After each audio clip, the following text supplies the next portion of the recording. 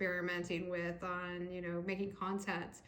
And so, I don't really remember too much about that time other than I went to Miami to get clarity on the type of art that I envision for myself, like making for people and making for corporations, and just really trying to figure out the alignment with that. Because right now I live, in a pretty like notable but smaller town outside some major cities. So, just like, I don't feel like I'm resonating on the same way here. Like I'm not attracting the same customers. And I think it has to do with demographics. So I went back to Miami.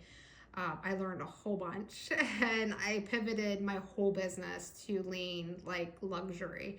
We redid the whole entire shop, from the ground up, from the way that we presented ourselves to the way we presented products, the way they were displayed, everything, like absolutely everything. And we started seeing the shift. Only thing was, a lot of the people that we were resonating with that was actually purchasing were people outside our area, and that weren't frequent there. And so we decided to move everything fully online. So that's what we did. And then coming to the realization, because it took us about 2.5 months to fully make that transition. So by the time it was fall, we were just on the outskirts of the holidays, doing a lot of live streams, but we weren't getting the traction that we really wanted with that.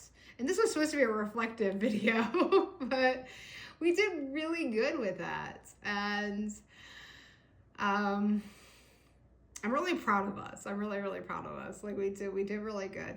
And then we ended up expanding into so much more artwork, like so many more bigger pieces, and we were connecting to people online. But again, the audience was misaligned, and really realized it was the type of content we were putting out at the time.